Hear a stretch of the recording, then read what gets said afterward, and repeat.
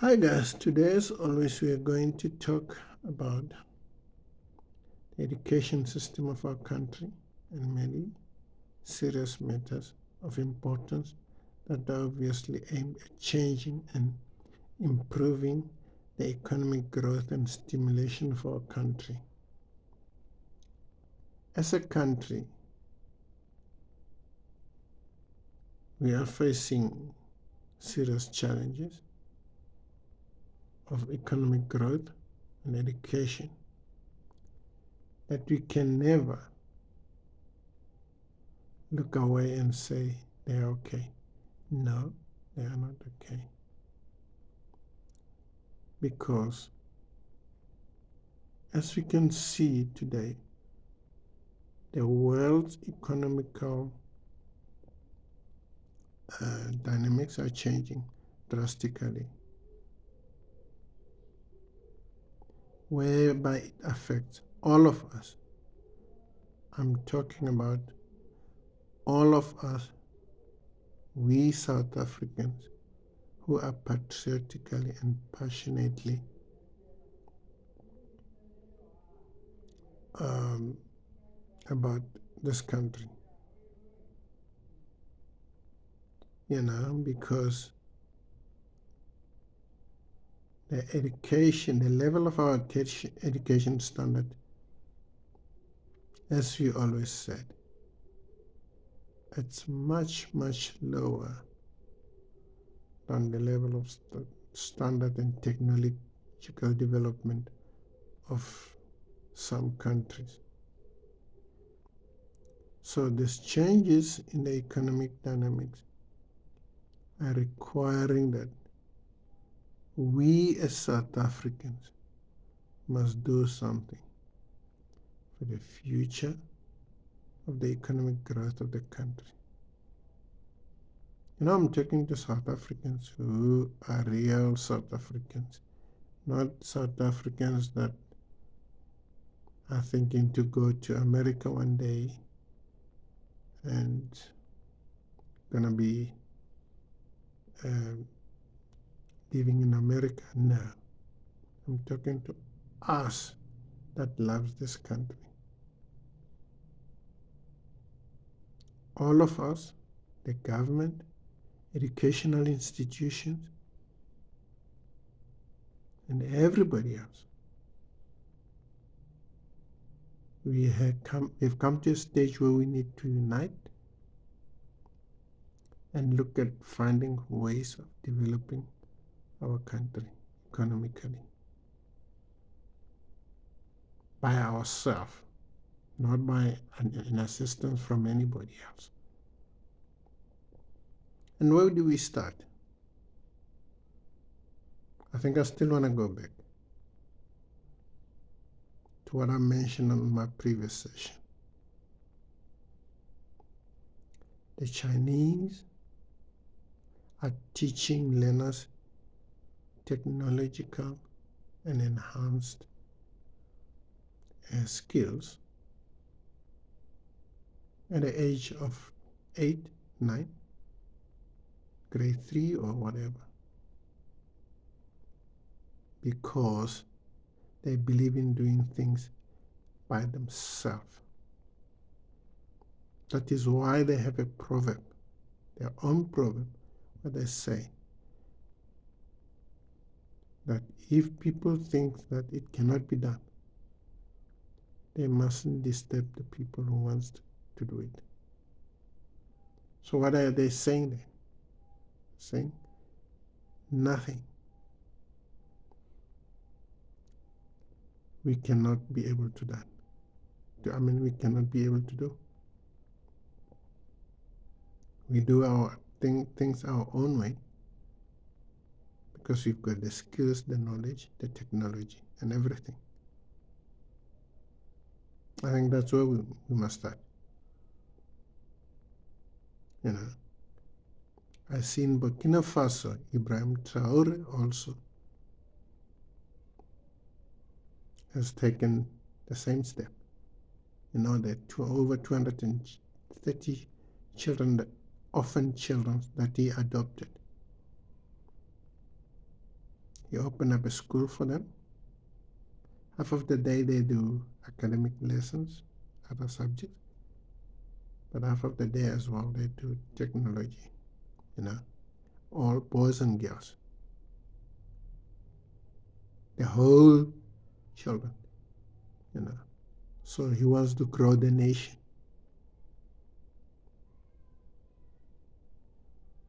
It's not even about those children that he's with only. It also includes the whole country. Because everything he believes now that it must be done by their country, for their people. You know. When the Chinese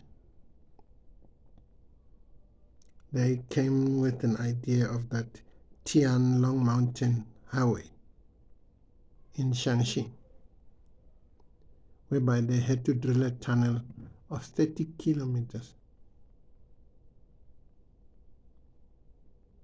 I was looking at how they drilled the tunnel. The sophisticated machinery that they use.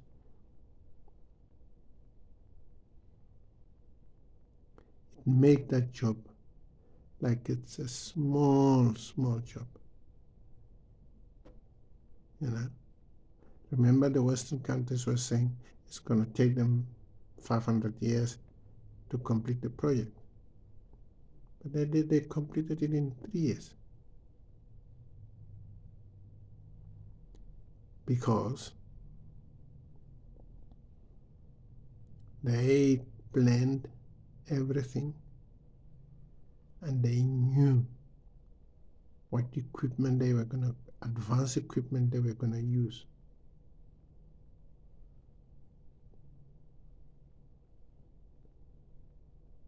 When the Western countries said it was going to take 500 years for them to complete it, they were right.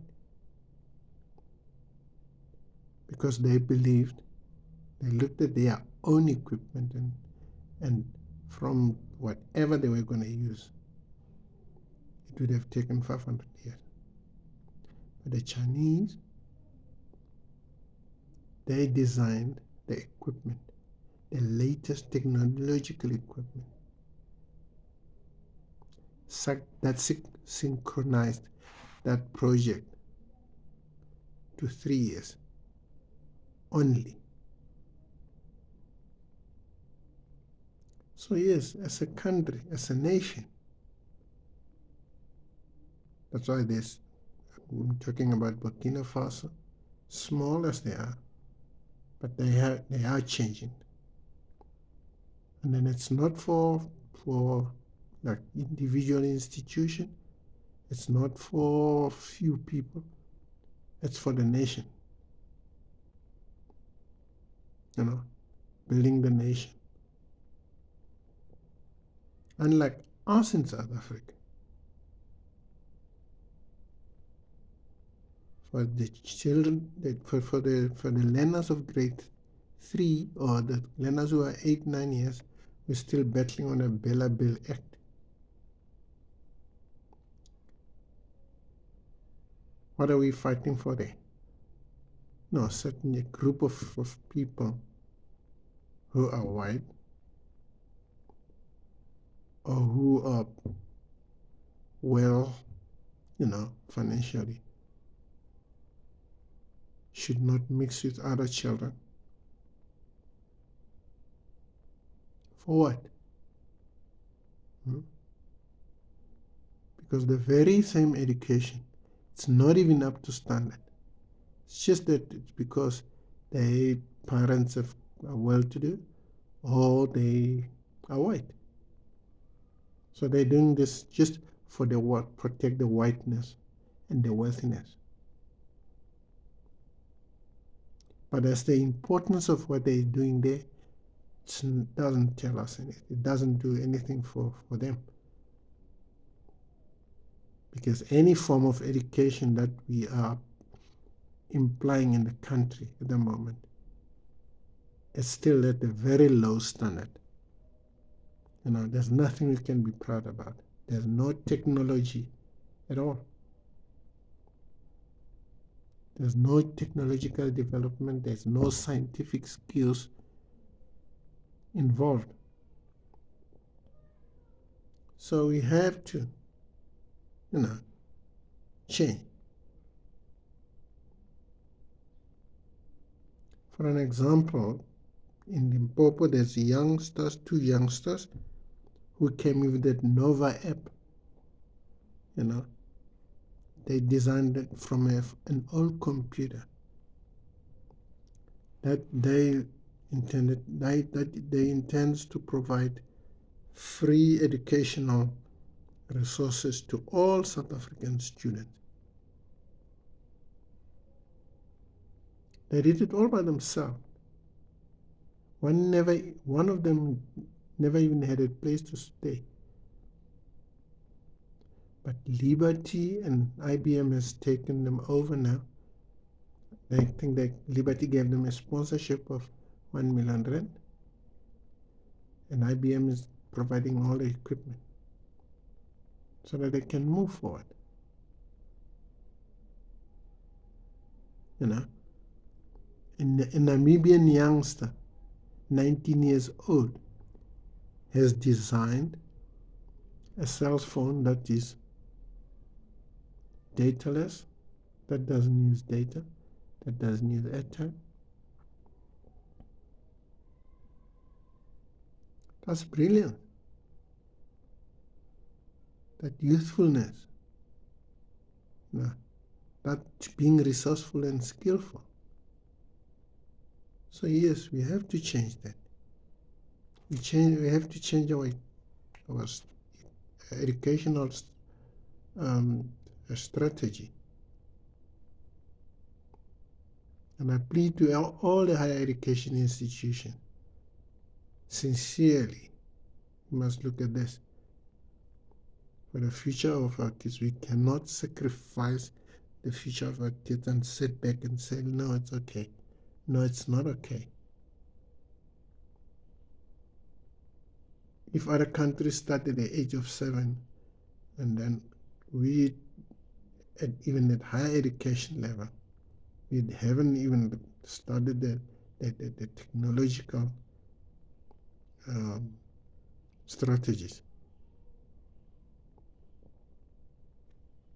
So yes, we have to do something. But what we need to do quickly, what do we need to do? Eliminate our education. It was entrenched from the previous government. It didn't teach us to be skillful and resourceful. It taught us how to work, how to take instructions and orders from other people.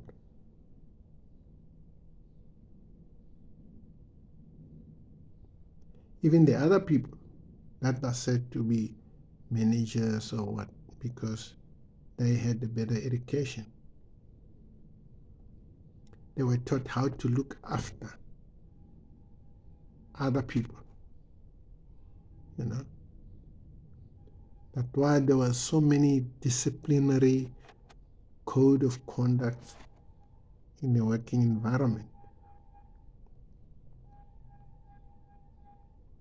And then you'd find out that in a company, they say they measure your warnings, the verbal, final, written warning. They measure them. What do you measure? What do you measure if I do something wrong? What's the benefit of measuring something that is wrong? I made a mistake, you measure what the mistake I'm measuring.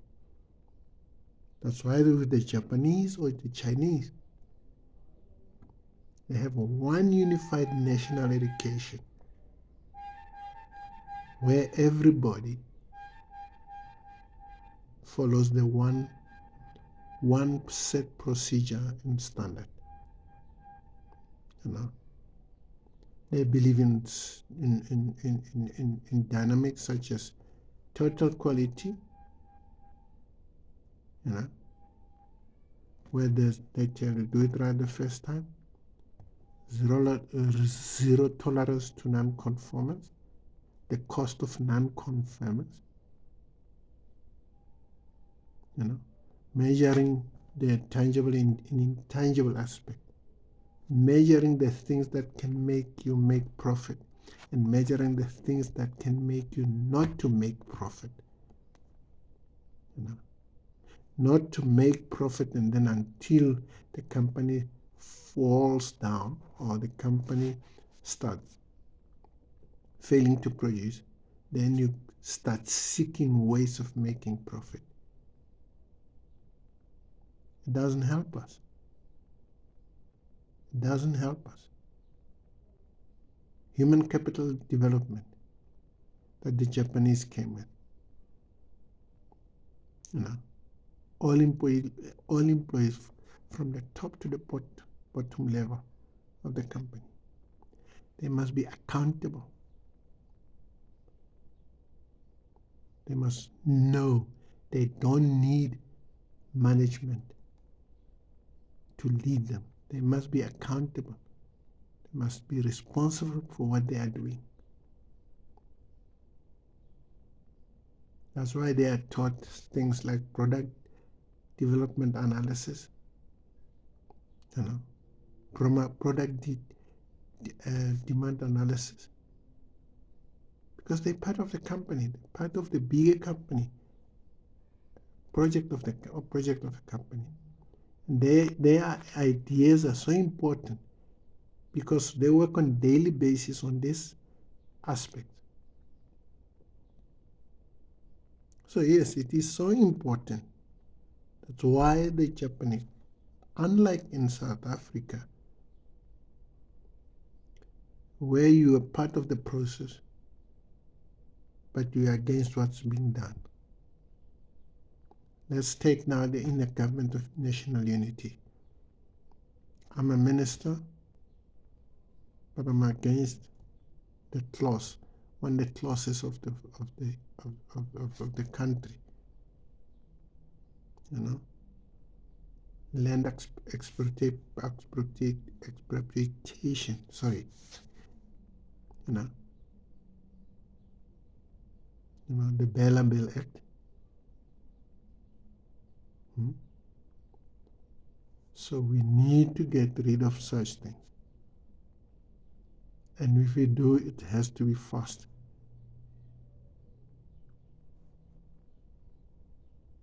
And most importantly, let's go to leadership. Before we go to leadership, let me quote Bill Gates, rich as wealthy as he is himself. He says, education is a lousy teacher. It seduces successful people into thinking that they can never lose. That's a very big problem for the country. The future is uncertain.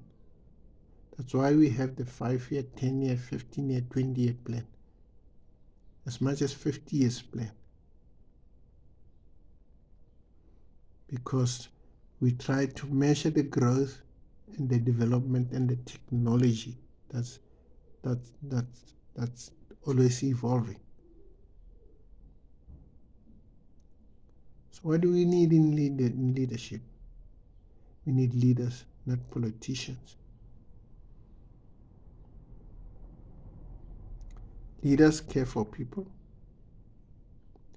Leaders care for the country. I was listening to Ibrahim Traore when he addresses the African as a continent. He talks about all Africans, irrespective of white, colored, Indian, whatever nationality, black or everything. He doesn't segregate. But Donald Trump was addressing or changing the laws about people who are immigrating to America. What did he say? He's changing the laws for people who are coming into America, except for the white Afrikaners that are coming to America. But it's fine. They're going to be his burden. You know, they're leaving their own country because they apartheid was used to do things for them. No, we don't want that. We as South Africans, we need leaders, true leaders, not politicians, because politicians, they think of the money in their pocket. You know, somebody said an athlete cannot run with money in his pocket. He's got to run with the goals in his heart and the ambition to achieve the goals. That's why in sport people, they will never talk about money. They'll talk about the tactical things that they require to achieve the goal. And then for them, very important is a trophy that they win. It's not the money. Never has any sports person talking about how much money he made. He can tell you, I won this trophy, I won this trophy, I won this trophy. I just want to win this one. Then I'll be happy. So we need leaders, not politicians that runs with the money in the pocket,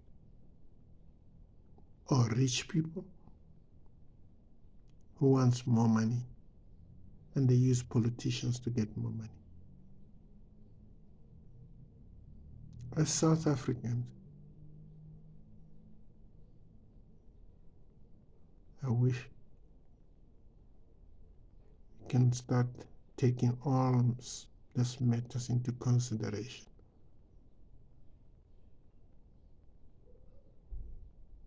I know it sounds hard, it sounds difficult, but it can always be done